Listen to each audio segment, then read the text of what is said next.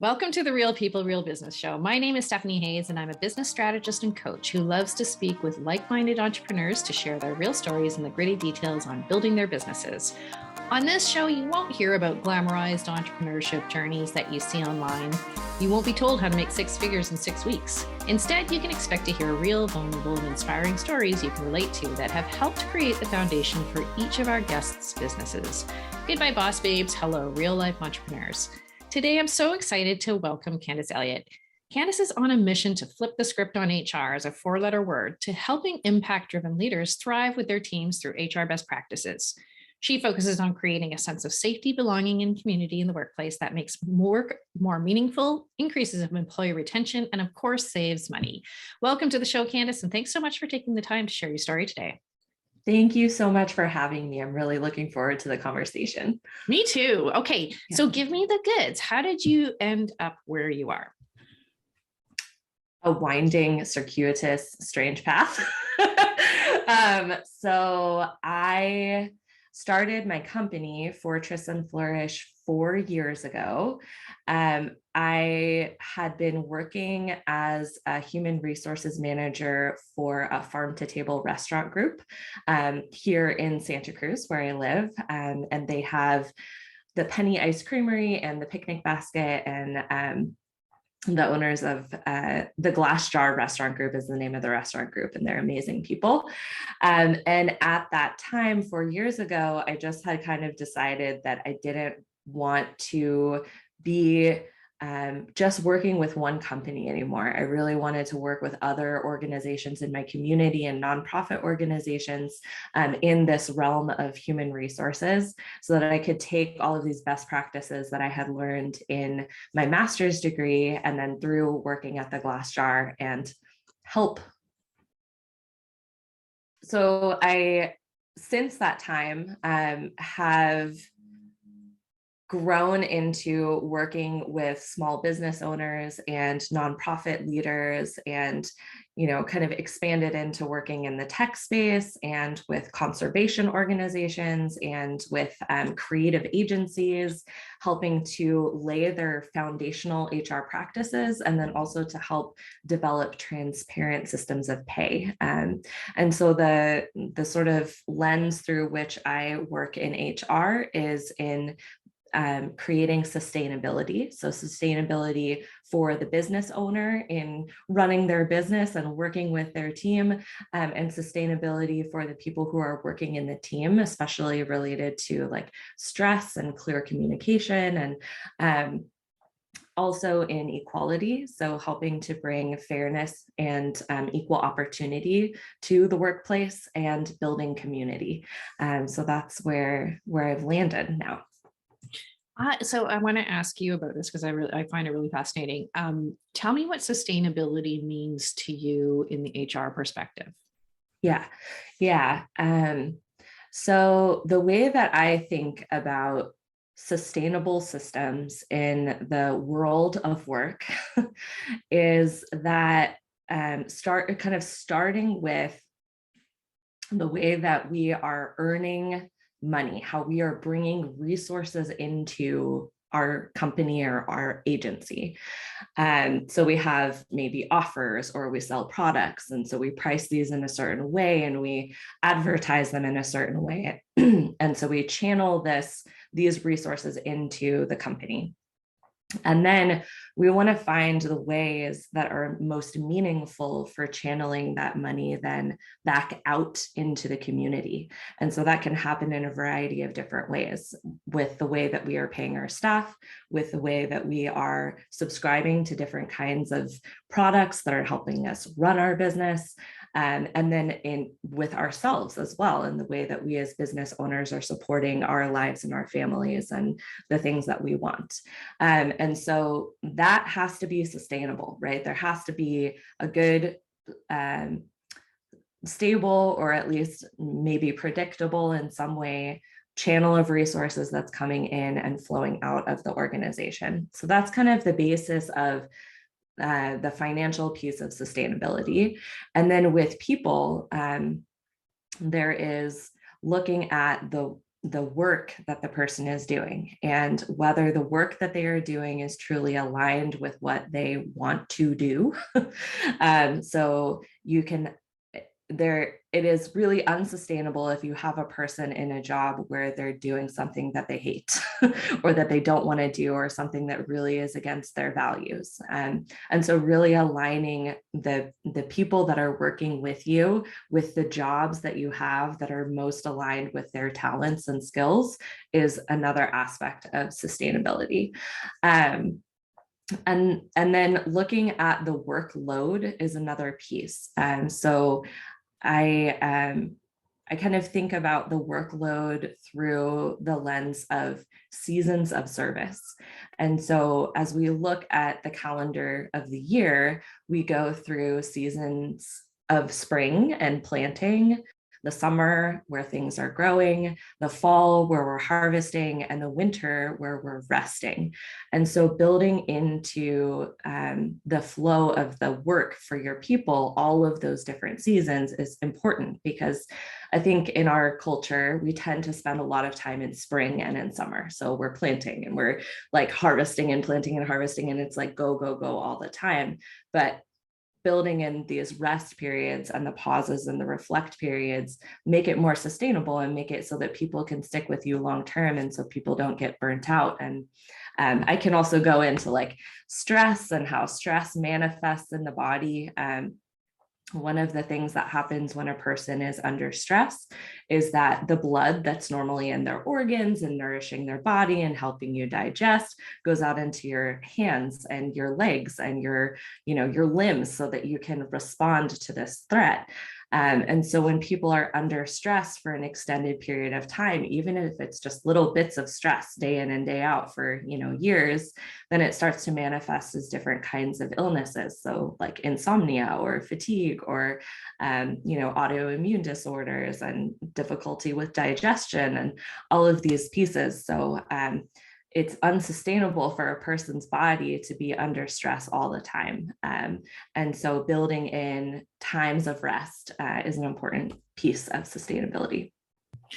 Okay, there's like 85 things I want to talk about from everything you've just said. I love it so much. And it's so this more holistic approach and view of like human resources is desperately needed in the corporate world and in small businesses as well, arguably, though I think we do a little bit better there because we're a little bit more connected. But let's talk first about this alignment of work to the human. And this is something that traditionally the corporate world has gotten so wrong. And they build, they and you can tell me if you agree with this or not, but they tend to build jobs, job descriptions aligned with what the business needs, which makes sense, right? Yeah. But why not build jobs around the people that you have? Yeah. And when I work with my clients who own larger companies, like maybe 30 people, right? There are responsibilities that in the organization that you want to make sure gets done by someone in the organization, right? So you have these job responsibilities. And so you create a job description that's around what your business needs. And then you go out and you advertise this job in all the different ways to try to bring your ideal person into the organization. And so you're looking for that person who is really aligned with the job, like someone who really wants to be doing whatever it is. So for example, I am an awful technical writer. Like I write policy and handbooks and like all these things for companies, right? It takes me a long time to do it and I hate it. That's what I mean by I'm awful at it. So instead of me doing that job, I decided to hire someone to do that job because it's not in my highest and best to be doing the technical writing. And I found someone who loves it. Like she loves the detail of it. She loves making everything perfect. It's just like her thing, you know? And so you want to find the people who are really aligned with the work that you have, because there is someone out there whose gifts are aligned with it. And then, you know, once you hire someone into the organization, and as you learn about them and as you come to understand what they truly care about, then you can sort of tweak what their responsibilities are so that they really are reflective of those things. And you can change the job as you get to know them more. Yeah. And I think we forget the human side of the job description, right? And I think the worst example would be like working in a unionized environment where you completely dehumanize the work entirely, and all the value is placed on how aligned it is with, you know, a collective agreement, or I'm sure you have lots of experience here. And so I love that you're like, you know, you're sort of charging forward with creating an example of how we can build more aligned work within the workplace. Yeah, I think in bringing up unions, we have a restaurant that is unionized here. And it's, I think, the only unionized restaurant in our county. And it's very clear, like, who is supposed to clear dishes from a table and who is supposed to be greeting people and who's supposed to be doing all these things. And coming from a restaurant where everyone did everything, it creates a lot of it can create a lot of discord to have such clearly defined roles. But that said, I do think that unions are an essential component of the protection of workers' rights, and that there are benefits that people have when they're a part of a union that people just aren't able to organize to get on their own outside of a union environment. And that really, a lot of the growth in the field of HR towards more equality and diversity and justice is born out of those unions and the industrialization of work, and then, you know, through the civil rights movement. Yeah, and I mean, I have a lot of opinions on this, but we don't have to get into them. But I do think that there is an, you know, an appropriate venue for an appropriate industry where we still benefit from unionization. But I think, you know, I've seen it applied in professional environments where it was absolutely unnecessary, and we're well protected from you know, our legislation and that sort of thing in terms of these professions. So it became almost like the antithesis of human inside a human. And so, you know, it's a case by case basis. And certainly there was a role to play, and it's really influenced the way that we have created protection at the legal level, or at the provincial or federal level, at the state level, I guess, for you guys. But it's yeah, it's an interesting conversation for sure. I want to like switch over now to another question that I have for you. So in terms of like, you're talking about the employee as a whole, right? And how do we start making the changes? How do you influence your customers to recognize that being aware of and conscious of your employees' health and well-being, and I mean that mentally, physically, emotionally, I think my opinion is that there is no longer a separation between, you know, you keep that at home. Mm-hmm. One of the startups that I worked on many years ago was a community site for unpaid, unprofessional caregivers. So full-time caregivers or part-time caregivers who were caring for a loved one, or you know, a family member or a friend or what have you. And just the integration it had with their work lives, and how difficult it was for them to maintain a work life. And these are like, if you saw the numbers and how many people are trying to juggle and take care of their loved ones at the same time as being a productive employee, these things are at loggerheads. And I'm curious how you've been able to work with businesses to shift that perspective and to build more integration and more awareness of health and well-being into the workplace, and how much that can impact the business. Yeah, so one of the resources that I have available on my website is it's called Do HR Differently. And it is a series of inquiries that you can make into different parts of your business so that you can more align it to this sustainable, equality, community-based place.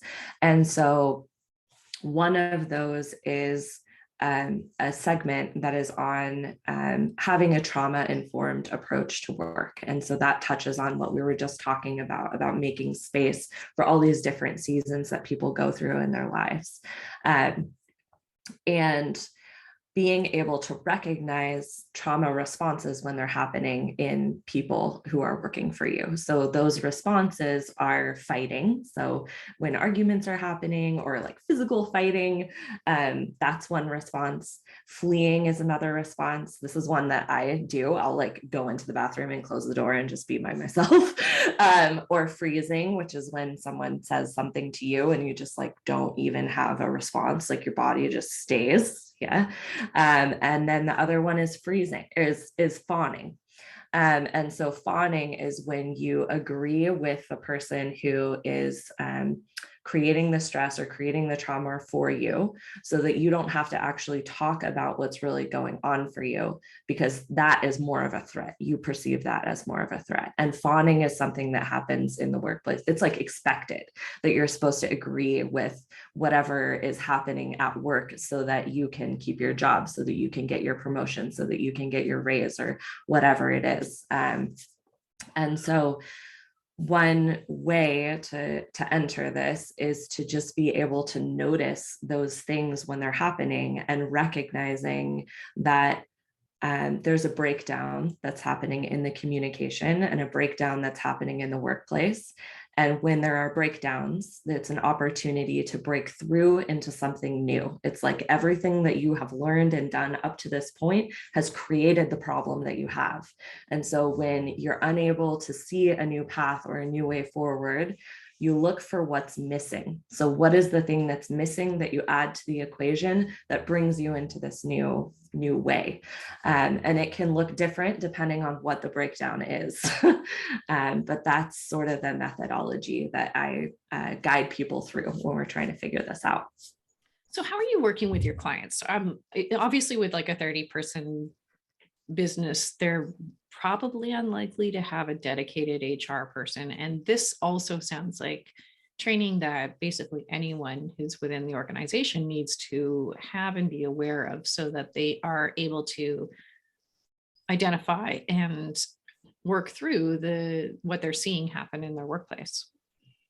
Yeah, so I work with my clients in a few different ways. So one way is doing like the whole suite of everything with them. So we write all of their HR processes and procedures from this like trauma-informed and community building perspective. And we create a transparent and fair system of pay. And like it's a project that usually takes about 6 months from beginning to end. But not everybody's ready for all that at once. So I also do just strategy sessions. So there's one strategy session where it's like you bring me your question and we talk about it and we come up with a solution for you together. There's another strategy session where we're working on building a policy for you, a policy around maybe a particular issue that you're having. And then I have training days. So I'll do trainings for like managers or for supervisors around these different issues as they relate to your workplace.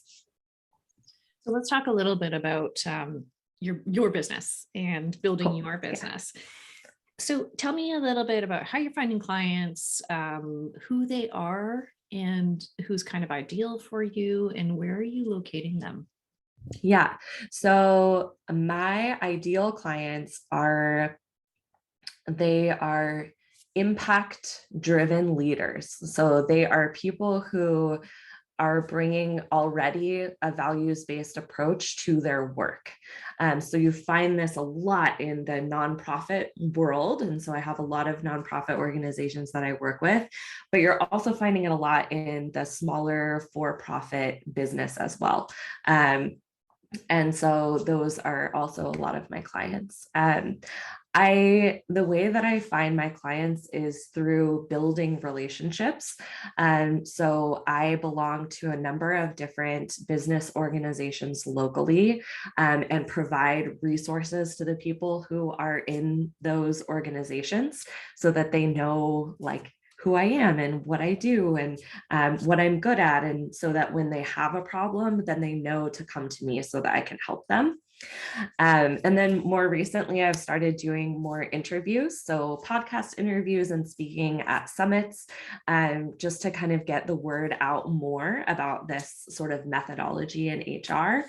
For me, so when I first started my business, I would do like all of your HR processes and procedures and everything, and I would just charge $30 an hour for it. And it was like, now when I look back, it's just so wild how things have changed over these years. But as I worked in my business in the earlier years, I just said yes to everything HR. I was like, you need HR help, I will do it. Like, whatever you need, I'm there for you. And so I learned through that process really what people needed. And then I learned more about what was like truly aligned in what I wanted to bring to the world of HR, and really where my expertise fit. Like, I'm not an employment attorney. Like, there are employment law attorneys who are wonderful at answering all of the legal questions. And I know enough about that to be able to share best practices in HR, but legal help is a different thing. And then, for example, like accounting, right? Like, I know enough to be able to tell you when you should talk to a bookkeeper, or CPA, or, the different kinds of accounting softwares that are available to you, but that's not like my jam, and running payroll is not my thing either.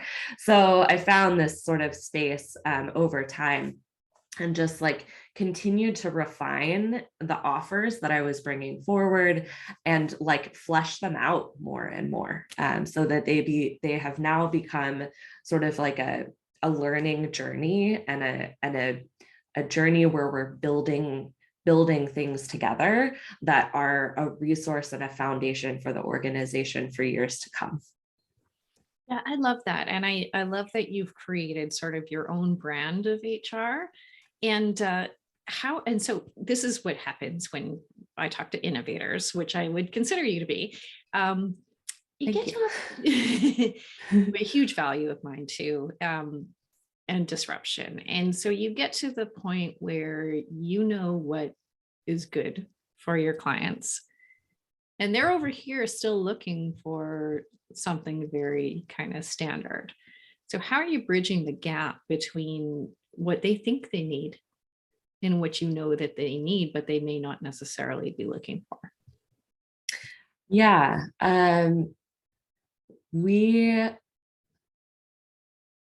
That's a good question.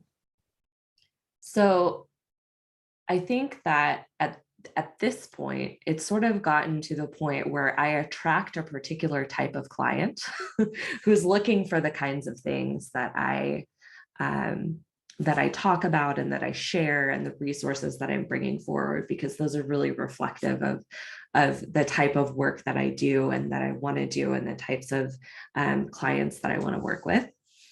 That said, when I have people who come to me who want something that is totally different, then I will usually try to find someone that I know in my network who is a better match for them. Like, I don't try to fit myself into a relationship with a client that is not where it's not the right thing for us. Like, I would rather have them go do work with someone else, and then bring themselves along to a certain point, and then maybe at a later time, as they've learned more or learned from me or learned through their life experience, then they come back. So I don't try to sort of convince anyone that this is the way to go. I share information, and if it resonates, and if it's a path that someone wants to go down, and it's a good journey for both of us together, then we move forward. I have had experiences in the past where I have done the opposite of that, where it's not really the right fit for us, and it just doesn't work out well. It's not an enjoyable experience for either party. So what's your greatest hope for your clients? Like, what do you hope that they grow into? My greatest hope for my clients is that they feel whole themselves as the leader of their business, that they feel well resourced to be able to address the ever changing environment of running a business and reacting to the external pressures that come, to them, and the internal pressures, that they be able um, to have time for the things that are outside of their work that they love to do, and that bring them fulfillment. For myself, I'm a mom and I'm a ceramic artist and I am a business owner and I am multi-passionate, and so I want for my clients to be able to pursue all of their different passions and not have their life drained by their company, which sometimes is where we start. It's where we stay for a very long time too. I'll tell you that much. Yeah. Or when I start working with someone that can be where they're at, like one of my recent clients has been on the front lines of COVID vaccination and testing, and runs a small medical team. And we are almost done with a project together. And it's like the transformation from when we started to now. It's like he's able now to respond and to plan and to do like all of these different like mental like activities that just he was too drained and stuck and unable to do at the beginning. So it's been great to see that transition. Is there a particular place that a business needs to be at to really get the benefit of working with you? Or, some of my clients, I know they often only have, 2, 3, 4 people working for them, and they still want to do right by the people. And they still recognize how important having a good, solid team that is, really committed to working with you is. And so is there a way to serve them? Is there a way for them to also get benefits from the work that you're doing? Yeah. When I work with people that have a smaller team, what we usually start with is it's kind of the same thing that I would do for a larger organization. It's just smaller. So we look at, what are the HR practices or the pieces that happen with every person who works for you. When you find employees or you find contractors, because if you're a smaller team, maybe you have a mixture of employees or contractors, or you only have contractors. So we look at the ways that you're finding those people and the ways that you're bringing them into your organization. We look at, what the jobs are, what are people doing, what makes the most sense for you in the work that you're bringing to the world, the service that you're bringing forward. How are people going to support you the most? Because sometimes you can have people doing different jobs, but that's not actually going to move the needle forward for your business. So being really clear about where you're channeling those resources in support of your growth and your stability is really important. And then we look at, like we said, compensation and how everyone's paid. And if there's a hierarchy in those positions, like maybe there's someone who's managing people, or maybe that's not happening and you just have everyone who's all on the same level. One of the things that we look at is, does it make sense to just pay everyone all the same amount? It's a collectivist approach to compensation, and it creates a more like egalitarian team, and that can work really well in teams that are smaller, and even to teams that are larger. It just requires different sort of structure and a different lens through which to look at how you're building your company if you do that.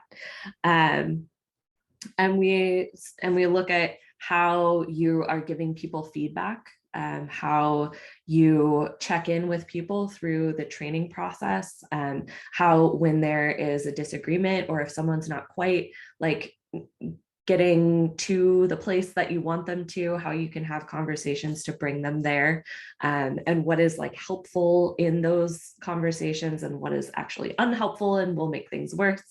And then we talk about transitioning people out of your organization. And so when it's time for people to move on, the different ways to go about that. Awesome. Yeah. You must have been asked this before, but we are seeing the world of work change post-pandemic, yes, which in my opinion is actually a really, really good thing. And obviously also comes with its challenges. But what are you like, how are you seeing your work change, or is it changing, or has this created new opportunities for you? Because I think one of the epidemics within the corporate world before COVID was a lack of ownership that a lot of employees have. And a lot of times, like I would see inside this kind of union environment that I worked in many, many years ago, that they couldn't retain new, innovative, young people because the reward system and the compensation system was structured so that it was very like rigid. And so what a lot of these people wanted wasn't the additional benefits and the nice office and the higher pay. What they wanted was the ability to have ownership over their work and to be given responsibility and to be trusted. And they never got that in that environment. So as we move into this sort of post-pandemic world, as businesses are starting to recognize that they can have a remote workforce and like trust their employees to do great work, even if they're not being micromanaged or managed in place. How has that started to shift thinking and the work that you're doing with, maybe bigger organizations? Yeah. I think of the pandemic as a crucible, and in leadership theory, the crucible is this transformative experience. It's a very difficult experience, and you are not the same person on the other side of it as you were when it started. And I think of it as a horrible gift, terrible because there's been so much death and sadness and all of those things associated with this pandemic. However, it has shone a light on what isn't working in the world of work, and it gives us an opportunity to make a choice. And so we can choose to continue to do things the way we have, which is a legacy of industrialization and hierarchical business structure and these like systems of oppression that really sort of like sweep issues under the rug and don't deal with them. Or we can move forward in a different way, and we can move forward in a way that is really supportive of ourselves as business owners, as CEOs, as CFOs, controllers, executive directors, and all of the people that work with us. And every work team is a little bit different with what they need and the tools that they need in order to, if you're moving into a remote workforce, there are tools that can help with that. But I think when we're trying to sort of move forward in a different way, from this breakdown that has happened. I mean, people have left their jobs in record numbers. Pew Research came out with a study earlier this year, and it said something like, I think 63% of people left because they weren't making enough money or for better work opportunities, which I think are kind of connected to each other and connected to inflation. And then better work opportunities is also the ability to grow and to be self-actualized. And then the other highest, reason was because people were disrespected at work. So it's none of those was because of COVID. It's because people are not making enough money, because there aren't opportunities for growth, and because people are not being treated like humans at work and treated well at work. And so as people have left the workforce, even just left the workforce changed jobs, done all these things, record numbers of people are starting businesses. And so I see this as a wonderful opportunity for all of these small businesses to be able to do what they want, they can bring into the world what they want to see. And so they can choose to move forward in this new way. And yes, in large corporations, there is this opportunity as well. It is more difficult to affect change in a larger corporation because the systems and the culture, it becomes so ingrained with there are so many people. That said, it is possible. It usually takes getting together with the whole group of the C-level suite of the organization and really getting everyone on board and having buy-in and going through a transformational process in order to affect change in a big corporation. Another way to do it is with a single department. And so you have a department and you work with the department head and all of their team in order to kind of affect this kind of a change. And in order to do that, the department has to have the support of the different administrative pieces of the organization. Yeah, in my experience, there's also like a catalyst, right? There always needs to be some type of catalyst, which we've arguably had a very big one to, incent that change. And it's been really interesting to watch. And I think, as much as it was very heartbreaking to see the world go through what we've gone through, I think it's going to be, 10 years from now, it's going to be really interesting to look back and see the longer term effects, and from like an anthropological perspective and from a social perspective and from an economic perspective, and really understand how the changes have affected us in the long term too, and really like created this new world of work. Clearly you have given a lot of thought and a lot of experience into your business and kind of developed to where you are right now. What's next for you? What's in the future? That's a good question. At the point that I've gotten my business to right now,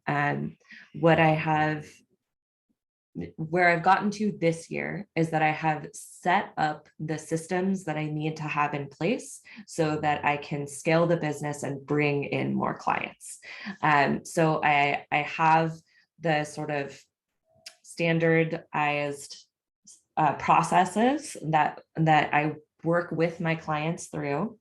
I have contractors who work with me to support those clients through those processes so that I can be at the points that are the most meaningful to me and to my clients. Like I get to do all of the client facing work, and then I can have other people helping me with the work that happens on the background, like data analysis. And we already talked about technical writing.